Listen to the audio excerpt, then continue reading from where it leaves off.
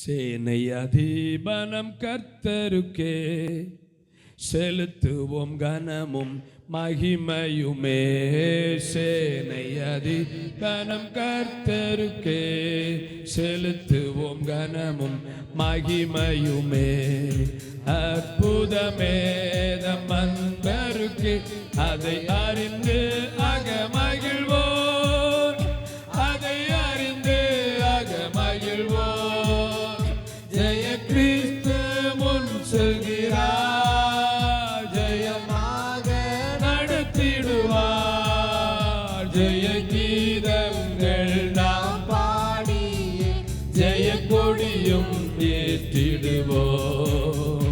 ஜெயம் அல்லேலூயா அவர் நாமத்திற்கே, ஜெயம் அல்லேலூயா அவர் நாமத்திற்கே. தாய் மறந்தாலும் நான் மறவேன், தீங்கற்றோராய் விட்டுவிடேன். தாய் மறந்தாலும் நான் மறவேன், தீங்கற்றோராய் விட்டுவிடேன். என்றுரைத்த உம்மை தேற்றுகிறார், என்று வாக்கு மாறினாரே, என்று வாக்கு மாறினாரே. கிறிஸ்து ஜெய கிறிஸ்து முன் செல்கிறார், ஜெயமாக நடத்திடுவார். ஜெய கீதங்கள் நாம் பாடிய ஜெய கொடியும் ஏற்றிடுவோம். ஜெயம் அல்லேலூயா அவர் நாமத்திற்கே, ஜெயம் அல்லேலூயா அவர் நாமத்திற்கே. தேவனே, தொடர்ந்து எங்களோடு பேசும் உடைய வார்த்தைகளை எங்களுக்கு அனுப்பித்தார். இயேசுவின் மூலம் ஜெபங்கள் நல்ல பிதாவே. பக்கத்துல சொல்லுங்க, உற்சாகமா இருங்கன்னு சொல்லுங்க. ஆமென். உற்சாகமா இருங்கன்னு சொல்லுங்க. ஆமென். கர்த்தர் உங்களை ஆசீர்வதிப்பாராக. பிள்ளைகள் மேல அன்பினால தான் சில ஆலோசனை சொன்னேன். நீங்கள் நல்ல பக்தி உள்ளவங்க வாழ்ந்தா கண்டிப்பாக உங்கள் வாழ்க்கை ஒரு பெரிய ஆசீர்வாதமாக இருக்கு. ஆண்டவருக்கு எவ்வளவு பெரிய சந்தோஷம் உண்டாங்கன்னு தெரியுமா? யோசேப்பை குறித்து ஆண்டவருக்கு எவ்வளவு பெரிய சந்தோஷம், சிம்சோனை குறித்து ஆண்டவருக்கு எவ்வளவு பெரிய துக்கம். தாவீது ஆண்டவர் அடி கொடுக்கும்போது என்ன சொன்னார் தெரியுமா? அடி கொடுத்து கொடுத்து என்னுடைய சத்துருக்கள் என்னை கேலி பண்ண நீ காரணமா இருந்தபடினால் நீ சொல்லி சொல்லி தான் தாவீதை அடி கொடுத்தார். அதனால ஒழுக்கமா வாழ்ங்க. ஒரு சவாலான காரியம் தான், ஈஸியான வேலை இல்லை. ஆமாம். பெற்றோரை நாமும் நல்லா ஜபிப்போம். பிள்ளைகளும் கர்த்தருக்கு பயந்து வாழுங்க. ஒரு வெற்றியான வாழ்க்கை வாழ கிருபை தருவாராக. ஸ்தோத்திரம். இன்னைக்கு நாம் தியானிக்க போகிற செய்தியின் தலைப்பு சங்கீதம் 149 2ஆம் வசனம். வாசிப்போமா? இஸ்ரவேல் தன்னை உண்டாக்கினவரில் மகிழவும், சீயோன் குமாரர் தங்கள் ராஜாவின் களிக்கூறவும் கடவர்கள். சரி, இன்னைக்கு உள்ள செய்தியின் தலைப்பு நம்மை உண்டாக்கின தேவனில் மகிழ்ச்சி அடைவோம். நிறைய காரியங்களில் நமக்கு மகிழ்ச்சி இருக்கு. ஒரு புதிய ட்ரெஸ் வாங்கினா மகிழ்ச்சி, ஒரு புதிய வாகனம் வாங்கினா, ஒரு புதிய வீடு கட்டினால் எல்லாம் நமக்கு ஒரு மகிழ்ச்சி இருக்கு. ஒரு புதிய பொருள் கிடைச்சா நமக்கு மகிழ்ச்சி. இதை போல தன்னை உண்டாக்கினவரில் மகிழவும், வேற யாரிலும் அல்ல, வேற காரியத்தில் அல்ல, நம்மை உண்டாக்கின கர்த்தர் ஒருவர் இருக்கிறார். ஏற்றுக்கொள்ளுகிறீங்க? அவர் நம்மை உருவாக்கும் போது ஒவ்வொருவருக்கும் ஒவ்வொரு சரீரத்தை ஆயத்தம் பண்ணி இருக்கிறார். அப்படித்தானே? சுமார் 800 கோடி பேர் இருக்கிறாங்க. எல்லாரும் வித்தியாசமா. ஆமா, ஏதாவது வித்தியாசம். ரெட்ட பிள்ளையா பிறந்தாலும் நமக்கு தெரியாது, ஆனா பெற்றோருக்கு அதுல வித்தியாசம் தெரியும். எவ்வளவு அழகா படைச்சிருக்கிறார். அல்லேலூயா. ஆமென். தேவன் நம்மை உண்டாக்கி இருக்கிறார். எத்தனை ஏற்றுக்கொள்ளுகிறீங்க? ஸ்தோத்திரம். பாருங்க, உண்டாக்கின தேவனில் மகிழவும். அந்த உண்டாக்கின என்ற வார்த்தைக்கு ஆமென் ஸ்தோத்திரம் எபிரேய மொழியில ஆஷா, நம்ம ஊர் ஆஷா இல்ல, ஆஷா. அதனுடைய அர்த்தம் என்னன்னா உருவாக்குதல், செப்பனிடுதல், முழுமையாக்குதல். அர்த்தம் என்ன? உண்டாக்கின வார்த்தையின் அர்த்தம் என்ன? பின்னால உருவாக்குதல், செப்பனிடுதல், முழுமைப்படுத்துதல். அதாவது இஸ்ரவேல் மக்கள் ஆண்டவர் எல்லார போல ஒரு ஜாதியா படைக்கல. அவங்கள செப்பனிட்டு அவங்கள உருவாக்கி அவர்களை முழுமைப்படுத்தி இருக்கிறார். அதனால நமக்கு ஒரு மகிழ்ச்சி இருக்க வேண்டுமானால் நம்மை உண்டாக்கின கர்த்தரில் தான் மகிழ வேண்டும். அல்லேலூயா. மகிழவும் என்கிற வார்த்தைக்கு ஆங்கில ரிஜாய்ஸ் அப்படி சொல்லுவோம். என்ன பேர் சுத்தமா சொல்லுங்க. ஜாய்ஸ் இல்ல, ரிஜாய்ஸ். அப்படி ஆங்கில அந்த எபிரேய மொழி சிம்கா. என்ன வார்த்தை? என்ன சொல்லுங்க? சிம்காட் இல்ல, சிம்கா. அந்த ரிஜாய்ஸ் என்கிற வார்த்தை எபிரேய மொழி அந்த உச்சரிப்பு சிம்கா. அதனுடைய அர்த்தம் என்னன்னா, இதயத்தின் ஆழத்திலிருந்து பொங்கி வரும் பேரானந்தம், அப்படின்னா கொண்டாட்டம். அப்படிதானே? நம்ம சிரிப்பு பல விதம் உண்டு. சிரிப்பு ஒரு புளிச்ச சிரிப்பு, சில சிரிப்பு எப்படி இருக்கும், சில அந்த நடிச்ச சிரிப்பாங்க. உண்மையா சிரிப்பு சிரிச்சால் நோய் விட்டு பேயும் போ, வாய் விட்டு சிரிச்சா சொல்லுங்க. ஆமா, மன இறுக்கம் ஒரு நாளும் கூட. என்னுடைய பாணி என்னன்னா, ஒரு நாள் வண்டியில போக காக்கிற சகோதரமார 10 முறை கண்டாலும் சிரிப்பேன். அப்படி போக கூடாது. அல்லேலூயா. வா விட்டு சிரிச்சா சில சிரிக்கிறப்பா ஆமா சோதரம் பார்த்தா பயங்கரமா இருக்கு. என்ன நோய் விட்டு போகும். கவனிங்க, இந்த ரிஜாய்ஸ் என்கிற வார்த்தை உலகத்தில் அல்ல, சினிமா பார்ப்பதில் அல்ல, நம்மை உண்டாக்கின கர்த்தர் ஒரு ரிஜாய்ஸ், ஒரு சிம்கா, ஆண்டவர்ல மகிழ்வது. கையை உயர்த்தி வரல. இல்லையா? சோதரம் என்னுடைய பிள்ளைகளே. அதனால அதான் தாவீது பாடுறாரு. சோதரம் ஆமென். தேவனை புகழ்ந்து மகிமைப்படுத்துகிறார். அதாவது ஒரு பாட்டு பார்த்தீங்களா? என்னுள்ளம் தேவன் பால் பொங்கி வழியுதே, இயேசுவை ரட்சித்தார் நான் ஆடி பாடுவேன், எவரும் அறியாதே என் உள்ளம் பொங்குதே, என் உள்ளம் பொங்கி பொங்கி பொங்கி பொங்கி வழியுதே, என்னுள்ளம் தேவன் பால் பொங்கி வழியு. பாடுவோம். இயேசுவை ரட்சித்தார் நான் ஆடி பாடுவேன், எவரும் அறியாதே என் உள்ளம் பொங்குதே, என் உள்ளம் பொங்கி பொங்கி பொங்கி பொங்கி பொங்கி வழியுதே. இங்கிலீஷ்ல ஃபுல்லா தெரியாது. ஆமா, ட்ரம்ப்ளிங்கா சரி. பொங்கி பொங்கி எப்படி? தேவன் பால், தேவனுடைய அன்பால், தேவனால் என் இதயம் பொங்கி பொங்கி வழிகிறது. அல்லேலூயா. அதான் சங்கீதம் 95:6 தாவீது பாடும்போது, நம்மை உண்டாக்கின கர்த்தருக்கு முன்பாக கவனிங்க, பணிந்து சத்தமா பணிந்து குனிந்து முழங்கால் பிட கடவோம்.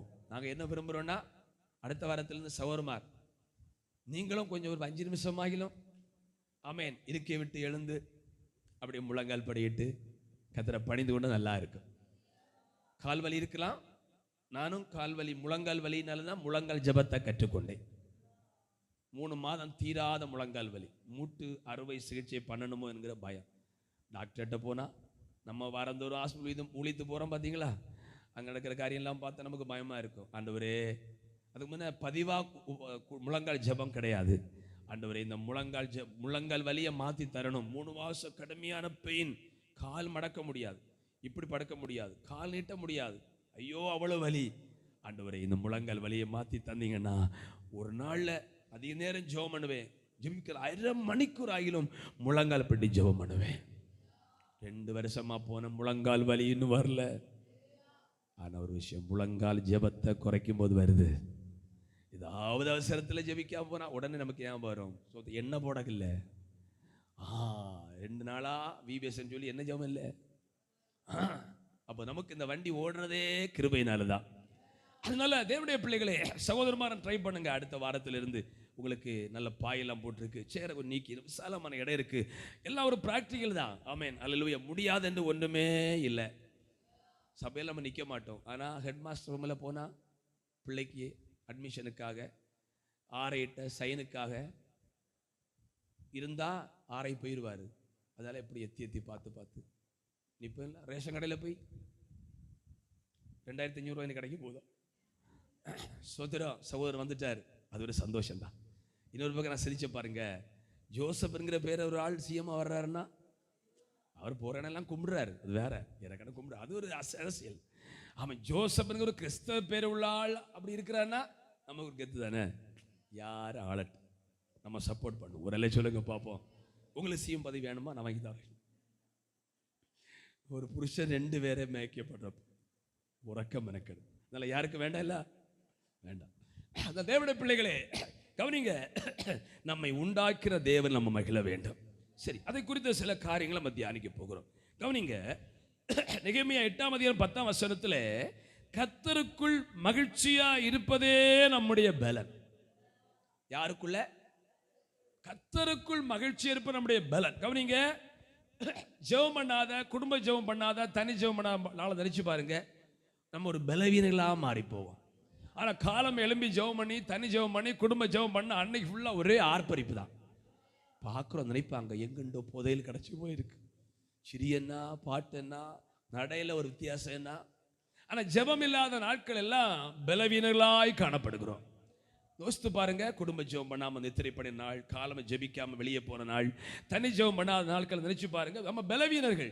சிரிக்க முடியாது. ஆனா 1000 பிரச்சனை இருந்தாலும் ஜெபித்து வரும்போது உம்மால் ஒரு சேனைக்குள் பாய்வேன், என் தேவனால் ஒரு மதிலை தாண்டுவேன், அப்படி ஒரு பலனை தருகிறார்.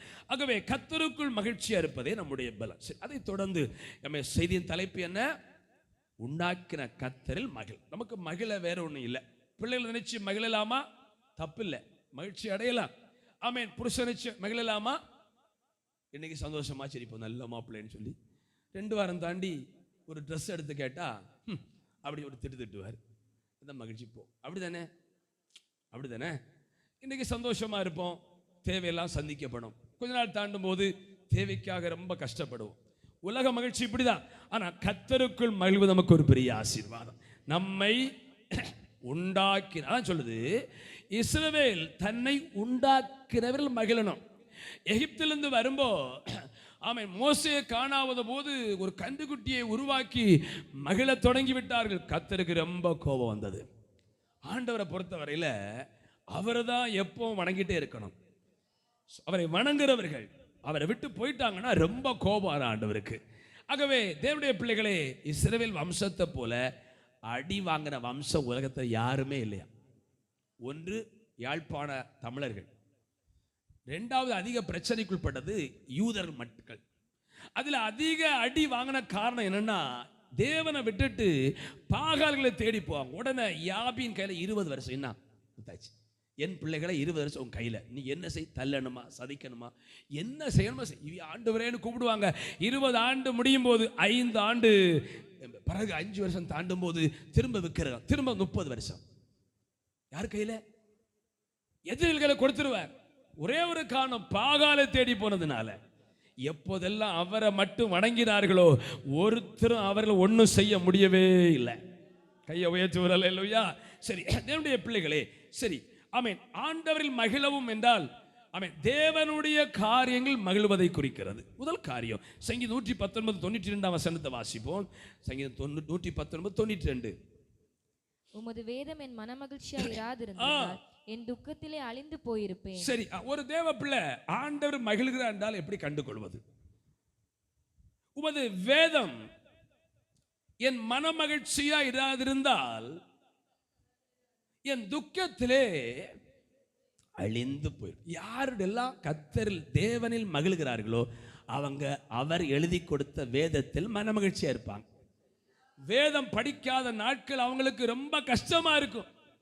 அப்படி உள்ளவங்க கைவித்துங்க பார்ப்போம். சிலர் பைபிள் திறந்து ஞாயிற்றுக்கிழமை வரும்போதுதான் அதுவும் தூசியை ஒரு தட்டு தட்டி கவனிங்க. ஆமென். ஆண்டுடைய வேதம் நமக்கு மனமகிழ்ச்சி. அதை படிப்பதும் கேட்பதும் நமக்கு ஒரு பெரிய சந்தோஷம். துக்கத்தில் என்ன செய்திருப்பேன்? மலிந்து போயிருப்பேன். பாருங்க, துக்கத்தினால் உலகம் முழுவதிலும் உள்ள கணக்குப்படி ஒரு ஆண்டு, அதாவது விவாகரத்து, தொழில் நஷ்டம், காதல் தோல்வி, இப்படி பல காரியத்தில் துக்கம் தாங்க முடியாம தற்கொலை செய்ய, வேற விதத்தில் வேற வியாதி கொடுமையினால தற்கொலை செய்யும். துக்கத்தினால துக்கம் தாங்க முடியாம தற்கொலை பண்ணுகிறவருடைய தொகை வருஷம் உலகம் முழுவதும் 22 லட்சம். 7,20,000, 72 லட்சம், 7 லட்சத்தி, அதாவது 45 வினாடிக்கு ஒருவர் தற்கொலை பண்றார். எதனாலனா துக்கம், புருஷன் கைவிட்டு போயிட்டாரு, போதுமான வருமானம் இல்ல, கடனை சமாளிக்க முடியல, அப்படி சொல்லி துக்கம் தாங்க முடியாம ஒரு 45 வினாடிக்கு, நொடிக்கல்ல வினாடிக்கு ஒருவர் மரிச்சிட்டு இருக்கிறாங்க. நம்ம சபை கூட்டம் முடிவுக்குள்ள 4 பேர் தூக்கு மாட்டி ஏதாவது இதுல சாகுறாங்க. அதான் தாவி சொல்றாரு, உம்முடைய வேதம் என்னுடைய மனமகிழ்ச்சியா இராதிருந்தால் என் துக்கத்துல என்றைக்கோ தற்கொலை பண்ணி செத்திருப்பேன். அல்லேலூயா. ஆனா நம்முடைய வேதம் எனக்கு மனமகிழ்ச்சியாய் வந்திருக்கிறது.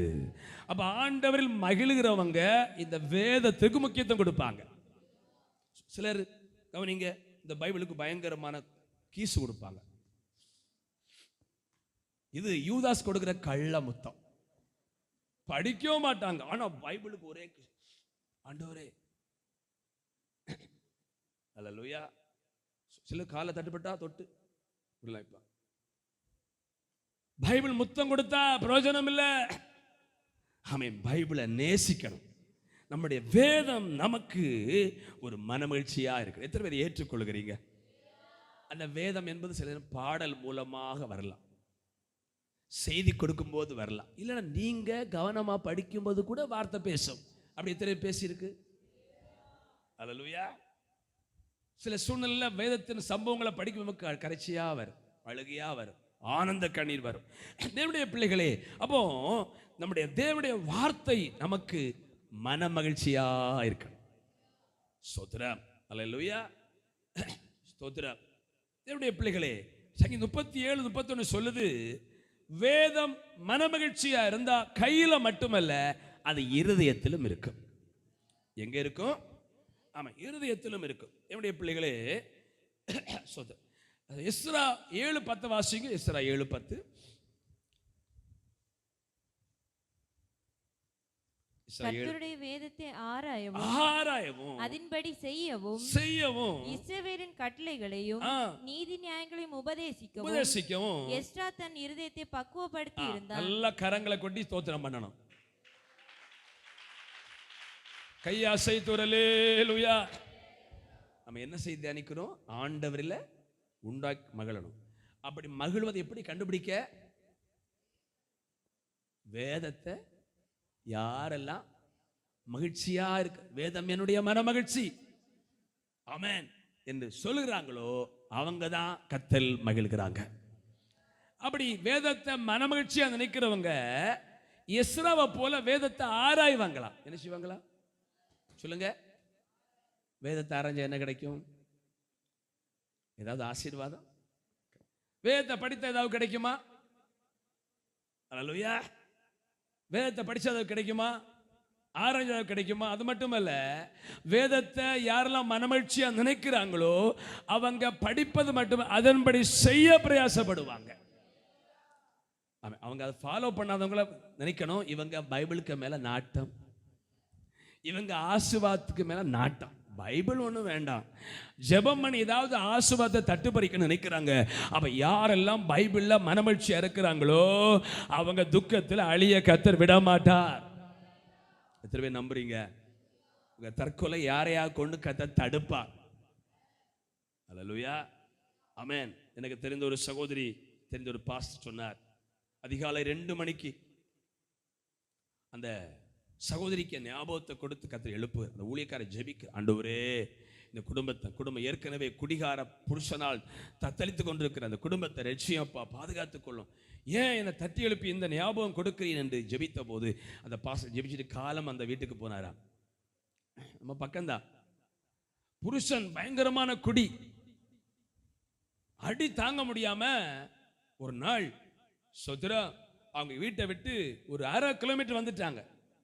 நம்ம ரயில்வே இருக்குல்ல பார்த்தீங்களா, ஆலத்துறைக்கு வண்டி ரயில் யாரா இல்லை, தலை வைக்க 1/2 மைல் வந்த அவர்களுக்கு அதுக்கப்புறம் வர முடியாது. இங்க 2 மணிக்கு பாஸ்டருக்கு ஞாபகம் கொடுத்து ஜெபிக்க வைக்கிறார். அவங்களால வர முடியாது, வேகமா வந்தா இனி சாகதான் வேணும் அப்படின்னு உயிர் வாழவே கூட வந்தவர்கள் 1/2 கிலோமீட்டருக்கு அடுத்து வர முடியாது. தேவ வல்லமை அவர்களை தடை பண்ணுகிறது. வீட்டுக்கு போனாங்க, காலம பாசத்தை வீட்டுக்கு விசிட் பண்ணாங்க. ஸோ இப்படி உங்களை குறித்து ஒரு தரிசனத்தை கர்த்தர் தந்தார். ஏன்னு தெரியலப்பா, அப்படியே ஏங்கி அழுதாங்க. நேற்று அதிகாலை இத்தனை மணிக்கு தான் நான் சாக வேண்டும் என்று ரயில்வேக்கு போக 1/2 கிலோமீட்டருக்கு நான் போக முடியல. அதுக்கப்புறம் ஒரு கரம் என்னை தடுத்தது. அப்படின்னா தேவ பிள்ளையா இருந்தாலும் துக்கம் எல்லாம் இருக்கு பார்த்தீங்களா, கவலைகள் பாரம் எல்லாம். ஆமை சோத்திரம். டாக்டர்கிட்ட போய் ப்ரெஷர்னு சொன்னால் நீங்கள் டென்ஷன் ஆகாதீங்கன்னு சொல்லுவாங்க. அப்படின்னா நேரே ஸ்பேஸு தான் போகணும். விஞ்ஞானிகள் கூட அங்கே போனால் ஒரு பிள்ளை கவலை இல்லை, யாரு கவலை இல்லை. ஏற்கனவே 15 பேர் மேலே இருக்கிறாங்க ஆராய்ச்சி பண்ணிட்டு, ஆராய்ச்சி மையத்தில். சோத்திரம். இல்லைன்னா 3க்கு போகணும். உலகத்தில் துக்கம் இல்லையா சொல்லுங்க? ப்ரெஷர் சுகர் கூட்டிட்டா இவங்களை கோபப்படுத்தான் பார்த்துக்கணுங்க, இவங்களை டென்ஷனாக பார்த்துக்கொள்ளுங்க. அந்த பிரச்சனை இல்லையா உலகத்தில்? எல்லாருக்கும் பிரச்சனை இருக்கு. ஆனா நமக்கு வந்த ஒவ்வொரு பிரச்சனையிலும் துக்கத்தில் அமல பண்ண பிசாசு நினைத்த போது இந்த வசனத்தை கை கொண்டதுனால, இந்த பைபிளை வாசிச்சதுனால, இதை நேசித்ததுனால உங்களை கர்த்தர் அமலாம பாதுகாக்கிறார். பெரிய பெரிய ஆட்கள், ஆமென் சோத்திரம், வாழ விரும்பினவங்க செத்துட்டாங்க. வாழ விரும்பாத உங்களை கர்த்தர் வாழ பண்ணி கொண்டிருக்கிறார். எனக்கு அன்பானது என்னுடைய பிள்ளைகளே, அப்போ ஆண்டவரில் ஒருவர் மகிழ்கிறாங்கன்னா அர்த்தம் இந்த பைபிளை நேசிப்பாங்க. பைபிள் ஒரு வசனம் சொல்லுது, உம்முடைய வசனத்தை, வேதத்தை நேசிக்கிறவளுக்கு என்ன சமாதானமா? ரிப்பீட் பண்ணலாம். என்ன சமாதானமா? இந்த சமாதானம் வேற எங்கேயா கிடைக்குமா? பிரியாணி கிடைக்குமா? ஆசைப்பட்டு வயிறு ஃபுல்லாக தன்னா பிறகு சோடா கொண்டு வா, சவனப்பு கொண்டு வா, இஞ்சிகளை கொண்டு வா, சாப்பாடு தான். ஒரு ட்ரெஸ் கிடைச்சா கொஞ்ச நாள், இப்போ உள்ள ட்ரெஸ் எல்லாம் நினைச்சியாது, ஒரு அலக்கில் போச்சு. உலகத்தில் ஒரு மகிழ்ச்சி நமக்கு இல்லை, ஆனா இந்த வேதத்தில் நமக்கு ஒரு மன மகிழ்ச்சி இருக்கு. அதான் நம்ம டெய்லி இதை படிக்கிறோம். முழங்கால் நின்று படிக்கிறாங்க, நேசிச்சு படிக்கிறாங்க. இது வரைக்கும் இந்த பைபிளை ஏதோ ஒரு புனித புத்தகமா, பேய் வராம தடுக்கிற புத்தகம் நினைச்சு வச்சிருந்தா, இன்னைக்கு கதை சொல்றாரு, இதை நேசிச்சு படிச்சு பாருங்க. இத வேதத்தை மனமகிழ்ச்சியா நினைச்சு பாருங்க. உங்க துக்கத்துல கத்தை தூக்கி எடுப்பார். உங்க பிள்ளை செய்யாத வேலையை, அவன் குடும்ப தலைவர் செய்யாத வேலையை உங்களை ஆறுதல் படுத்த கத்தர் இறங்கி வருவார். அதனால சபை மக்களுக்கு நான் சொல்றேன், பிள்ளைகளையும் சொல்றேன். இதனால விபிஎஸ் ஊழியத்துகளை கொண்டு போற இடமெல்லாம் நாங்கள் ஒரு காரியம் சொல்றோம். சின்ன பிள்ளைகளுக்கு புதிர்பாடு முடிக்கணும் ஒரு ஆண்டுல. நாங்கள் எங்க சார்பா பிரைஸ் தருவேன்னு சொல்லுவோம். பெரியவங்க ஃபுல்லா முடிக்கணும். ஏன்னா இந்த வேதத்தை படிக்க படிக்க இதில் மனமகிழ்ச்சியா இருக்க இருக்க துக்கத்துல கத்தை தூக்கி எடுத்துட்டே இருப்பார். ஏன்னா பைபிள் சொல்லுது, ஸ்திரீயிடத்தில் பிறந்த மனிதன், சொல்லுங்க, இந்த உலகத்தில் உள்ள காரியம் கொஞ்சம் சிந்திச்சா நம்ம மூளையை குழம்பி போகும். நோயை சிந்திச்சா அல்லேலூயா. ஆமா, சின்ன வயதுல சோத்திரம் கணையம் அவுட் ஆகுது. ஒரு சௌரி சொன்னாங்க, இங்க இருக்கிறாங்க, அவங்க கூட படிச்ச ஒரு சௌரிக்க பிள்ளை பாம்பு கடிச்சு இறந்துட்டாங்க, சின்ன பிள்ளை. அதனால அந்த சகோதரி பல வருஷம் சாப்பிடாம இருந்தாங்களா. ஆனா ஒரு குழப்பம் இல்லை. அவங்க சாப்பிடாம இருந்ததுனால கணையம் ஃபால்ட் ஆகி அதுக்குள்ள புற்றுநோய் வந்து இப்போ 4th ஸ்டேஜ். ஒரு வேற ஒண்ணு புகை வலிக்கல, வேற ஒண்ணு இல்லை, சாப்பிடாம இருந்தாங்க. ஆமென் ஹல்லேலூயா. சோத்ரா, கணையம் அவுட், உள்ள நிறைய பார்ட்ஸ் ஆண்டு வச்சிருக்கிறார். சின்ன வயதுல எல்லாம் போகுது, எல்லாம் டேமேஜ் ஆகுது. நீ மனித இனம் எப்படி வாழணும் தெரியல, ஆனா நாம தேவ கிருபை நம்பிக்கொண்டிருக்கிறோம். மருத்துவரை நம்பல, கத்தரை நம்பிக்கொண்டிருக்கிறோம். ஆகவே தேவனுடைய பிள்ளைகளே, துக்கத்தில் அமலாகாம கத்த நம்ம பாதுகாப்பா. விரும்புறீங்க? சரி. தேவனில் மகிழ்கிறார்கள். தன்னை உண்டாக்கினவில் ஒருவர் மகிழ நாங்க எப்படி கண்டுபிடிக்கலாம்னா, நீங்க பைபிளை ஒழுங்கா சபைக்கு கொண்டு வருவது மட்டுமல்ல, இதை டெய்லி படிப்பீங்க. இத வேலை தேடி போறேன் அப்படி படிச்சா தீவுகளை எனக்கு செவி கொடுன்னு வர ஒருத்தன் படிச்சானா, சோத்திரம், எங்கேயோ போம்போ சோத்திரம், ஆமேன் ஆமேன் ஆண்டவரே நல்ல வசனம் தாரம், சில நடு வசனம். இது கிளி ஜோசியமா? அவன் எடுக்கும்போது யூதாஸ் 4 கோடி செத்தான் வந்தான். ஐயோ சோத்திரம், பையனுக்கு பெண் தேடி போம்போ இந்த வருஷம் ஆண்டவரே சோத்திரம் அப்படின்னு அவன் சொல்லி, சிச்சி அடுத்து நீயும் அப்படியே செய், சிச்சி அப்படி புரட்டி புரட்டி போட்டி பார்த்து திரும்ப செய்கிற தீவிரம் ஆசை. அதோட அவனுக்கு பைபிள் படிப்பு நின்றது. நான் சொல்லுவது கவனிங்க, வசனத்தை ஒருவரிலிருந்தே படிக்கும். அல்லேலூயா. சாப்பாடு எப்படி சாப்பிடுவோம்? சிலவங்க செஞ்சு, சிலங்க இடிச்சு இடிச்சு ஓனா சாப்பிடுவோம். அதனால பைபிளை வரிசையா படிக்கணும். யோக வசனம் பைபிளில் ஒன்றும் இல்லை, எல்லாம் யோகம்தான். வரிசையா படிச்சா நமக்குரிய வார்த்தை கண்டிப்பா வரும். கண்டிப்பா வசனத்தை கொண்டே ஆண்டவர் பேசுவார்.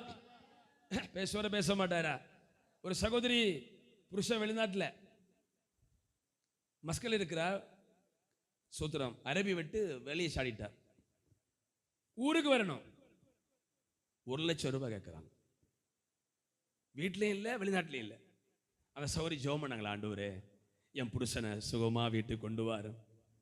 சூத்திரம் ஊருக்கு வர 1 லட்சம் கேட்குறாங்க. அப்போ ஆண்டவர் வார்த்தை கொடுத்தாராம் பைபிள் படிக்கும்போது, கிரயம் இல்லாமல் மீட்டுக் கொள்ளப்படுவீர்கள். உங்களுக்கு அல்லேலூயா வராது? கிரயம் இல்லாமல் மீட்டுக் கொள்ளப்படுவீர்கள். இவங்களுக்கு ஒரே கேள்வி, எப்படி கிரயம் இல்லாம 1 லட்சம் தான் வீட்டுக்கு வர முடியும்? அந்த நேரம் பார்த்து மஸ்கர் ராஜாவுக்கு நோய் வந்தது. எப்படி காரியம்? ஒரு நோய் வந்தது. அவர் என்ன பண்ணாரா, எனக்கு நோய் வந்ததுனால சோத்திரம் இப்படி வெளியே சாடி இருக்க எல்லாருக்கும் ஒரு எக்ஸ்கியூஸ், நம்ம இத்தனை நாளில் நீங்கள் கவர்மெண்ட்டை சரணடைஞ்சா ஒரு செலவு இல்லாமல் எங்கள் செலவு வீட்டுக்கு அனுப்பிப்போம். காரியம் எப்படி? பைபிள் பேசுமா பேசாதா? பைபிள் படித்தா பிரயோஜனம் உண்டா? உண்டு. அதனால வசனத்தில் மகிழ்ச்சியா இருங்க, கதை துக்கத்தில் தூக்கி எடுப்பா. அதான் நீங்கள் கர்த்தரின் மகிழ்ச்சியை ஏற்பது அடையாளம். 2வது சங்கீதம் 122:1. சங்கீதம் 122:1. கர்த்தருடைய ஆலயத்திற்கு போவோம் வாருங்கள் என்று எனக்கு அவர்கள் சொன்னபோது மகிழ்ச்சியா இருந்தேன். சரி, 2வது ஒரு நபர் தேவனுடைய காரியத்தில் மகிழ்ச்சியா இருக்கின்றதை கண்டுகொள்வது. முதல்ல பைபிள், 2வது என்ன சகோதரிகள் கவனிங்க, ஆலயத்திற்கு போவோம் வாருங்கள் என்று சொன்னபோது மகிழ்ச்சியா இருந்து. இந்த பிள்ளைகளை பார்த்தீங்கன்னா ஒன் டே டூர்னா சீக்கிரம் சீக்கிரம் அம்மா சீக்கிரம் சீக்கிரம் சீக்கிரம் சீக்கிரம் ரெடி ஆகும், அண்ணா ஹார்ன் அடிச்சு கேட்குது. பள்ளிக்குன்னா அம்மா சொல்லணும் சீக்கிரம் ரெடி ஆகும் சீக்கிரம் ரெடி ஆகும். டூருக்குன்னா அம்மா சீக்கிரம், அண்ணா அண்ணா எல்லாம் வந்தாச்சு, பஸ் வந்தாச்சு, வேற வந்தாச்சு. ஸ்கூலுக்கு போனா கையை கட்டு காலை கட்டு சாப்பிடு. சில பிள்ளை சாக்கு காப்பி ஆற வைங்கன்னு சொல்லி போயிடும், நைஸா குடிக்காது. பயங்கர குழப்பம். சின்ன பிள்ளைல குழப்பம் இல்லை, பெரிய பிள்ளை குழப்பம்.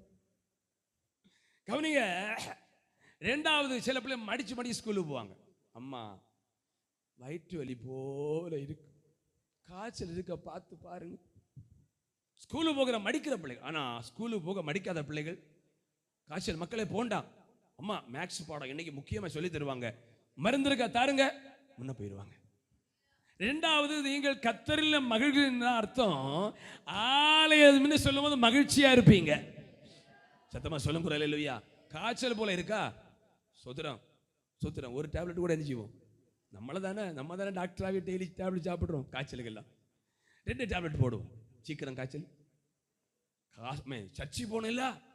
அப்ப தேவனுடைய பிள்ளைகளே, கர்த்தருடைய ஆலயத்திற்கு போவோம் வாருங்கள் சொன்ன போது யாருக்கெல்லாம் மகிழ்ச்சி இருக்கு? சண்டே வெள்ளிக்கிழமை பகல் இரவு கூட்டம், மண்டே பிரேயர், ஞாயிற்றுக்கிழமை, யாரெல்லாம் இந்த கூட்டங்களை மகிழ்ச்சியா நினைக்கிறார்களோ அவங்க தான் தேவ காரியத்தில் மகிழ்கிறாங்க.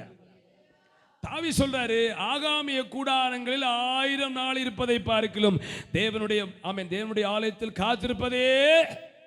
தாவீது என்னன்னா, ஆண்டவரே தகவலான் குருவிக்கு வீடும் ஆமீன் ஆமீன் அப்படி உடைய ஆலயத்தில் ஒரு வீடு கிடைச்சதே, கூடு கட்ட இடம் கிடைத்ததே அப்படி சந்தோஷப்படுறாரு. அப்ப ஆலயத்தை ஆண்டை ஏன் வச்சிருக்கிறாருன்னா அவருடைய வார்த்தையை நமக்கு சொல்லி தருவதற்கு. ஆகவே 2வதாக தேவனுடைய பிள்ளைகளே, ஆலயம் அப்படின்னா சபை கூட்டங்கள் அப்படின்னா யாரெல்லாம் மகிழ்ச்சியா இருக்கிறார்களோ அவங்க தான் கர்த்தரில் மகிழ்ச்சி அடைகிறார். எத்தனை பேர் சந்தோஷமா இருக்கிறீங்க? எத்தனை பேர் ஜெபம் பண்ணி சண்டே கூட்டத்துக்கு வந்தீங்க? ஆண்டவரே செய்தி வேளையில் நான் நித்திரைக்கு இடம் கொடுக்க கூடாது, அவங்க சொல்ற வார்த்தை எனக்கு பிரயோஜனமா இருக்கணும். அப்படி நீங்க ஜெபிச்சாதான் உங்களுக்கு வார்த்தை கர்த்தர் தருவார். ஆனா திருப்தி அடைந்தவன் தேன் கூட்டையும் மதிப்பான் அல்லவா? ஆகவே வாஞ்சியோடு வந்தாதான் உங்களுக்கு அந்த வார்த்தையை தருவார். நாம் சுவாசிக்கும் யாரெல்லாம் ஜெபிச்சு வந்தாங்களோ ஒன்றில் பாடல் மூலமாக ஒரு வார்த்தை உங்களுக்கு பலப்படுத்துவார், செய்தியில் ஒரு வார்த்தை தருவார். தேவனுடைய பிள்ளைகளே, அதனால ஆலயத்தில் உள்ள எல்லா கூட்டங்களுக்கும் நீங்க ஓடோடி வர ஆண்டவர் உங்களுக்கு கிருபை தருவாராக. அல்லேலூயா. ஸ்தோத்திரம். ஆமென். பைபிள் 84:10 சொல்லுது. வாசிங்க 84:10 சங்கீதம். 1000 நாளை பார்க்கிலும் 1000 நாளை பார்க்கிலும் உமது பிரகாரங்களில் செல்லும் ஆகாமிய கூடாரங்கள் வாசமா இருக்கு. அப்படி தெரியுதா? ஆகாமிய கூடாரங்கள் வாசமா இருப்பதை பார்க்கிலும் என் தேவனுடைய ஆலயத்தின் வாசற்படியில் காத்திருப்பதே தெரிந்து கொள்வேன். காத்திருப்பதையே தெரிந்து கொள்வேன்.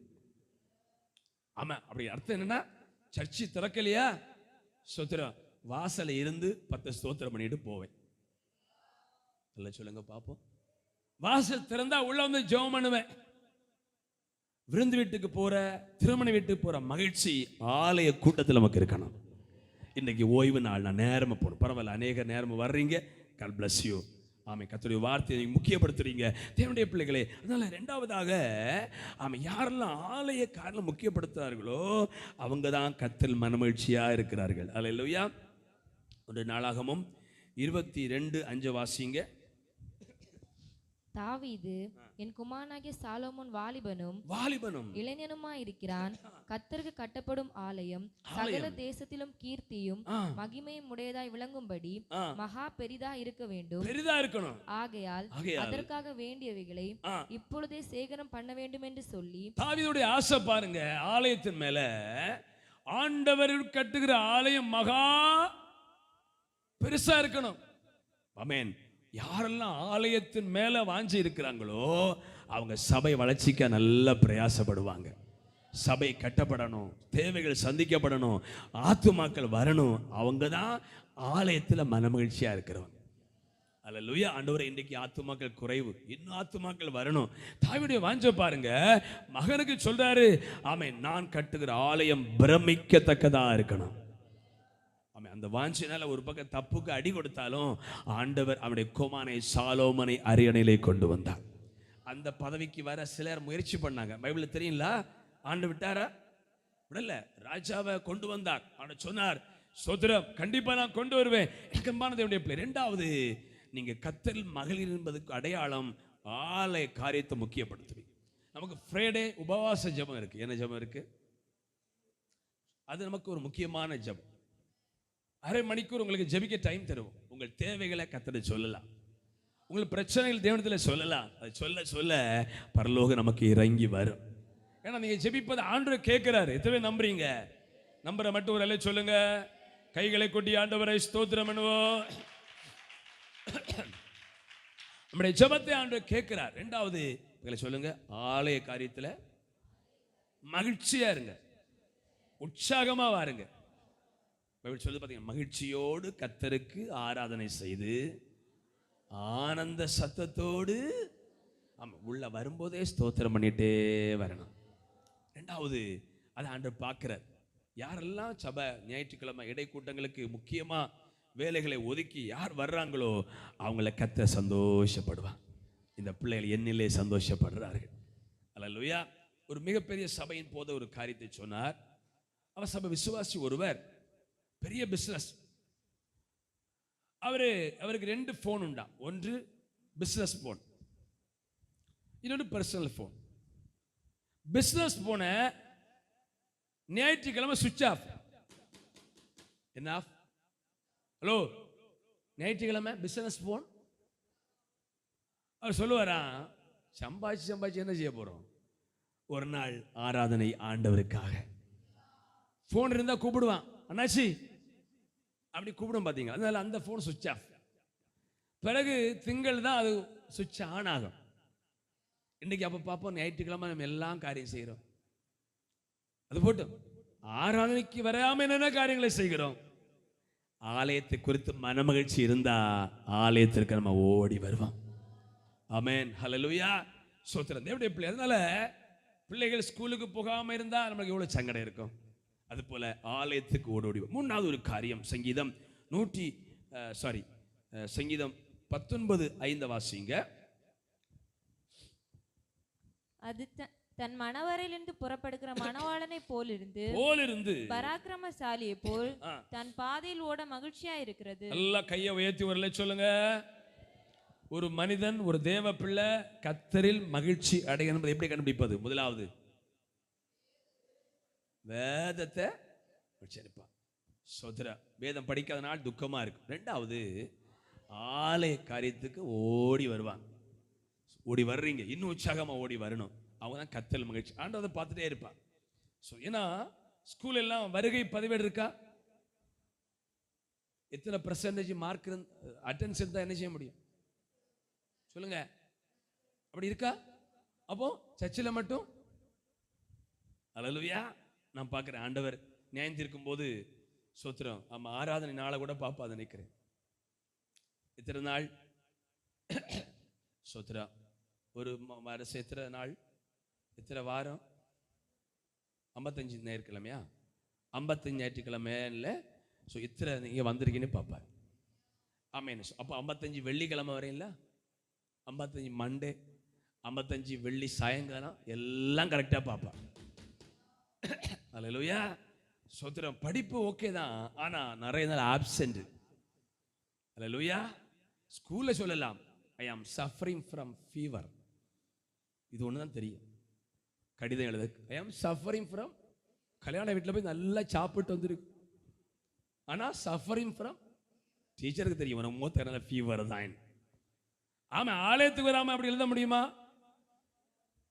நீங்கள் சஃபரிங் பவர் தலைவலின்னு எழுதினாலும் அவருக்கு தெரியும், கல்லா களி நீ இப்படி எழுதுற, எங்களை சொல்லலாம். சோத்திரம் உண்மையா? ஆமாம் சொன்னா ஓகே. நீங்கள் இன்னைக்கு சண்டே சோத்து ஓபி அடிக்கிறேன்னு சொல்லி நீங்கள் ஏதாவது சொன்னால் ஆண்டவருக்கு அவர் என்ன செய்வார் அங்கே? அதனால ஆளைனால ஒழுங்கா வாருங்க. அல்லேலூயா. கண்டிப்பா நீங்க மேன்மை அடைவீங்க. சில பேர் டியூஷன் எல்லாம் போக மாட்டாங்க, வீட்டில் இருந்து ஒரே விளையாடு. ஆனால் எல்லா கிளாஸையும் ஒழுங்கா செவி கொடுத்து கேட்டு எக்ஸாமில் 95 வாங்குவாங்க. புரிஞ்சுதா? ஹியரிங் டீச்சர் லெக்சர்ஸ் சொல்லி கொடுக்குறது அப்படியே கரெக்டாக கேட்டு புட்டு புட்டு எழுதுவாங்க. சில பிள்ளைகளுக்கு அந்த இது ஒன்றும் கிடையாது. அதனால சபைக்கு ஒழுங்கா. மூணாவது, தன் பாதை ஓட மகிழ்ச்சி. நமக்குன்னு ஒரு பாதை கத்த வச்சிருக்கிறான். இங்க வந்துட்டு அவன் அப்படி இருக்கிறான், இவன் இப்படி இருக்கிறான் அப்படி சொல்லக்கூடாது. நமக்கு என்று ஒரு பாதை வச்சிருக்கிறான். இந்த சூரியன் வந்து அவன் தன் பாதையில் ஓட மகிழ்ச்சியா இருக்கிறது. அது ட்ராக் மாதிரி என்ன செய்யாது, ஓடுனா என்ன ஆகும்? நம்ம போக்கு. அப்ப ஒவ்வொரு விசுவாசிக்கும் ஒரு பாதை வச்சிருக்கிறார். சிலருக்கு கஷ்டத்தின் பாதையா இருக்கலாம், சில கொஞ்சம் சந்தோஷமா இருக்கலாம். ஆனா நம்முடைய பாதையில் ஓட மகிழ்ச்சியா இருக்கணும். அடுத்தவங்களுடைய ட்ராக்கை கட்டு பார்த்து நம்ம பொறாமை அடையக்கூடாது. அவங்க எல்லாம் நல்லா இருக்கிறாங்க, இவங்க எல்லாம் நல்லா, நான் மட்டும் இப்படி சொல்லக்கூடாது. நம்முடைய பாதையில் ஓட மகிழ்ச்சியா இருந்தால் தகுந்த காலம் வரும். இந்த பாதையிலும் கர்த்தர் ஆசீர்வாதத்தை வச்சிருக்கிறார். ஒரு அலே சொல்லுங்க பாப்போம். ஆமா, இந்த திங்கள் ஜெபத்தில் ஒய்ஃப் ஒரு சாட்சியை சொன்னாங்க. ஒரு சகோதரி, ஆண்டவரை அறிந்த சகோதரி, அந்த அறியாத பிள்ளை இருக்கிற அறிந்த சகோதரி. அம்மா என்ன பண்ணாங்கன்னா, மூத்த மகன் நல்லா கவனிங்க. ஆமேன். அம்மாவுக்கு வடை பப்ஸ் எல்லாம் வாங்கி கொடுத்து ஒரு நல்ல ரோட் சைடு எழுதி வாங்கிட்டான். இவங்களுக்கு இளைய மகன் கொஞ்சம் பாவம், அதனால இளையவனுக்கு வழியில் அதோட டாக்குமெண்ட் முடிச்சு கொடுத்துட்டாங்க. இந்த காலேப்பு மூளை கொடுத்தது போல. சோத்ரா இவனுக்கு தெரியாம டாக்குமெண்ட் முடிஞ்சிட்டு அறிகிறான், ஏய் உனக்கு அங்க பங்கு தராம அவன் மெயின் ரோட்டை அவங்க அம்மா அவங்களுக்கு எழுதி கொடுத்துருக்குறாங்கன்னு. இந்த சவுனுக்கு ரொம்ப வருத்தம். மனைவி சொன்னாங்க, சரி பரவாயில்ல, சண்டைக்கு போகணும் அப்படின்னு ஜெபிக்க ஆரம்பிச்சாங்க. அல்லேலூயா. ஆண்டவரே ஆமே சோத்திரம், எங்களுக்கு எப்படி தந்திருக்கிறாங்க, எங்களுக்கு உதவி செய்யும். அப்படி பார்த்தா இந்த போர்வை வந்து பார்த்தீங்களா, அந்த சுடுகாடு வழியா போர்வை வந்தது. இவனுக்கு அந்த வழியில் சொல்லி நிறைய சென்று கொடுத்தாங்க. அந்த வழியா வந்து கோடிக்கணக்கில் பணம். இப்ப மற்ற கண்ணு தள்ளி, ஐயோ நம்ம ஏமாத்தி மறந்து எடுத்துட்டோமே. அப்ப நம்முடைய பாதையில ஒரு ஆசீர்வாதத்தை வச்சிருக்கிறாரு.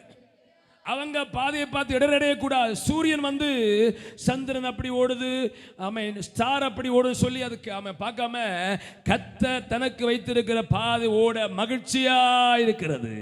இங்க இருக்கிற ஒவ்வொருவருக்கும் ஒரு பாதை கர்த்தர் வச்சிருக்கிறாரு. அந்த பாதையில் ஓட மகிழ்ச்சியா இருப்போம் என்று சொன்னால் அதுதான் கர்த்தரில் நம்ம மகிழ்ச்சி அடைகிறோம். ஆண்டவரை குறை கூறண்டாம். ஆமா அப்படி ஆண்டவர் எனக்கு ஏன் தரல கேட்க வேண்டாம். உங்கள் பாதையிலும் புதையல்களை கர்த்தர் வச்சிருக்கிறார்.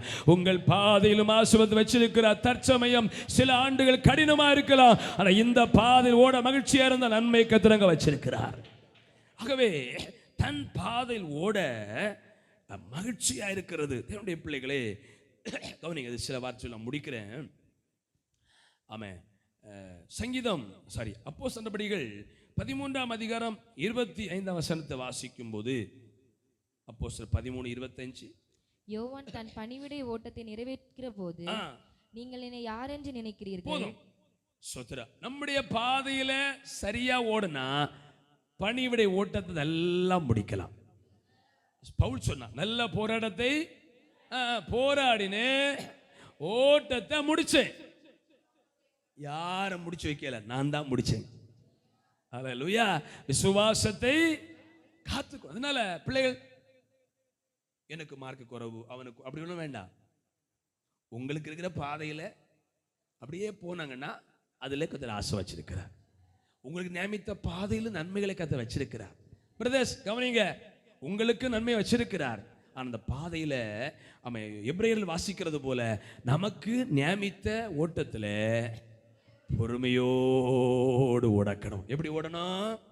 சத்தமா சொல்லுங்க. கிறிஸ்தவ வாழ்க்கை ஏதோ சடபடா ஓடி முடிக்கிறது அல்ல. ஆமை போல பொறுமையோடு ஓடுவது. அல்லேலூயா. ஆகையால மூன்றாவது, கர்த்தரில் நாம் மகிழ்கிறோம் என்றால் நமக்கு நியமித்த ஓட்டத்துல அப்போஸ்தலர் கர்த்தர் அழைச்சார். பாத்தீங்களா? 5 விரல் கையில் எத்தனை விரல் இருக்கு? 5 தானே இருக்குது. இது ஒவ்வொன்றும் ஒவ்வொரு விதமா இருக்கு. அல்லேலூயா. கட்டை விரல், கட்டை, இது ஆள்காட்டு, இது நாலும் கோவப்பட்டு, இது நடுவிரல. முதல் விரல் யாரு? இதா? ஓ, இது 1 1 2 3 தான். இது 4 கோபம் வெட்டோத்தி எடுத்து இதை வெட்டினா என்ன ஆகும்? மோதிரம் கிடைச்சா உன கையில் தான் போடுறான். நீ இல்லாட்டி எங்க போடுற பார்ப்போம். என்னட்ட போடுவாங்களா? அல்லேலூயா. மாறி மாறி பொறாம வேண்டாம். இதுல நன்மை இருக்குது. காதுல ஈச்சி போனா செவின் தோண்டி எடுக்கும் முன்னால மூளைக்குள்ள போயிடும். காதுல ஈச்சி போனா உடனே பட்ச தேட முடியாது. அப்படிதானா இல்லையா? இதுல ஒரு ஆசீர்வாதம் இருக்கு. ஒவ்வொருவருக்கும் நன்மை வச்சிருக்கிறார். உங்களுக்கு பாதையிலும் அப்படிதானே. இதுக்கு என்ன சேலஞ்ச் பண்ணிப்பாரு. கட்டையந்தான், ஆனா இதை வச்ச முடியுமா? அப்படி எல்லாத்துக்கும் ஒரு நன்மை இருக்குது. இப்படி ஒவ்வொன்றுக்கும் ஒரு பாதை இருக்குது. கட்டையனுக்கு, நெட்டையனுக்கு, எல்லாருக்கும். இது போல இங்க இருக்கிற எல்லாருக்கும் ஒரு பாதை வச்சிருக்கிறார். உங்களுக்கு நியமித்த ஓட்டத்தில் எப்படி ஓடணுமா? சொல்ல பிரதர்ஸ், எப்படி ஓடணுமா? பொறுமையோடு ஓடணும். யாரையும் பார்த்து பொறாமை அடையண்டாம். கர்த்தர் எனக்கு இந்த பாதையில் நன்மை வச்சிருக்கிறார், இந்த பாதையில ஆசீர்வாதம் வச்சிருக்கிறார் அப்படின்னு உங்க வாழ்க்கையை ஸ்தோத்திரம் பண்ணிட்டே போயிட்டு இருங்க. காலம் வரும், உங்களுக்கு நன்மை அங்கே கிடைக்கும், உங்களுக்கு ஆசீர்வாதம் கண்டிப்பா கிடைக்கும். அவன் சோர்ந்து போக வேண்டாம். ஆமென். இஸ்ரவேல் தன்னை உண்டாக்கினவர்கள் மகிழணும். அப்படி மகிழ்ந்தா முதல் மகிழ்ச்சி வேதத்துல. அல்லேலூயா. இதுக்கு பவர் எவ்வளவு தெரியுமா? ஆமென். சோத்து இந்த உலகம் இதை மேற்கொள்ளவே முடியாது. இதை படிச்சு அறிஞ்சவங்க இதுதான் அவங்களுக்கு பலனா இருக்கும். இதுல மகிழ்ச்சியா இருக்கணும். ஒரு நாள் கூட பைபிள் படிக்காம தூக்கத்து போக கூடாது. அல்லேலூயா. இரண்டாவது சொல்லுங்க, கல்வியில் ஸ்கூலில் தூங்கினவன் கல்வியை இழந்தான். சர்ச்சில் தூங்கினா எல்லாமே போச்சு. அதனால ஓடி வாருங்க. மூணாவது, நமக்கு நியமித்த ஓட்டத்துல எந்த உற்சாகமா இருக்கிறீங்க? யாரையும் பக்கத்தில் பார்க்க கூடாது, அவங்க வழியை பார்க்க கூடாது, அவங்க பாதையை பார்க்க கூடாது. எனக்கு மட்டும்தான் இருள் சொல்லக்கூடாது. நமக்கு நியமித்த ஓட்டத்துல சூரியனை போல நம்ம ஓடிட்டு இருந்தா நமக்கும் ஆசீர்வாதங்களை வச்சிருக்கிறார், நமக்கு சுகத்தை வச்சிருக்க. எளிமையில் இருப்போமா? நம்ம ஜெபிக்க போகிறோம். அல்லேலூயா. பிரியமானவனே, உன் ஆத்துமா வாழ்வது போல அந்த பாடல் நம்ம பாடி ஜெபிக்க போகிறோம். பிரியமானவனே, உன் ஆத்துமா வாழ்வது போல் எல்லாவற்றிலும் வாழ்ந்து சுகமாய் வாழ்வனே. பிரியமானவனே, உன் ஆத்துமா வாழ்வது போல் நீ எல்லாவற்றிலும் வாழ்ந்து சுகமாயிரு மகனே. வாழ்க்கை என்பது போராட்டமே, நல்லதொரு போராட்டமே. சொல்லுங்க, வாழ்க்கை என்பது போராட்டமே, நல்லதொரு போராட்டமே. ஆவிதரும் பட்டயத்தை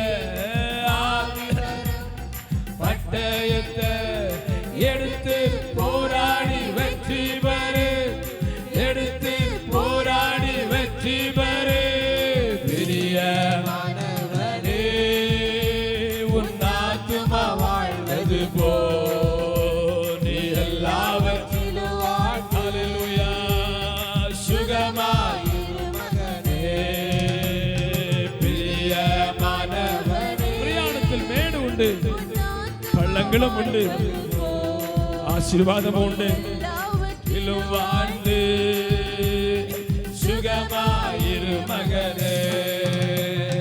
பிரயாணத்தில் மேடு உண்டு, பள்ளங்களும் உண்டு. பிரயாணத்தில் மேடு உண்டு, பள்ளங்களும் உண்டு.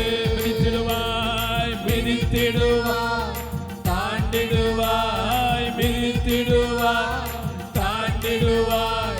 மான்கால்கள் உனக்கு உண்டு மறவாதே, மான்கால்கள் உனக்கு உண்டு மறவாதே.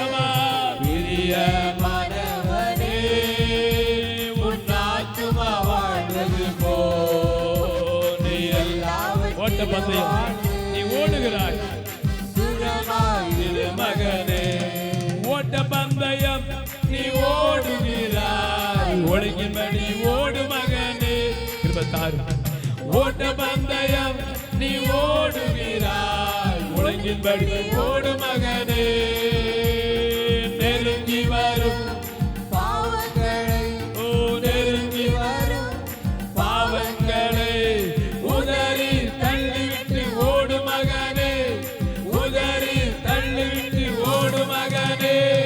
பிரியமானவனே, உன் ஆத்துமா வாழ்வது போல் எல்லாவற்றிலும் வாழ்ந்து சுகமாயிரு மகனே.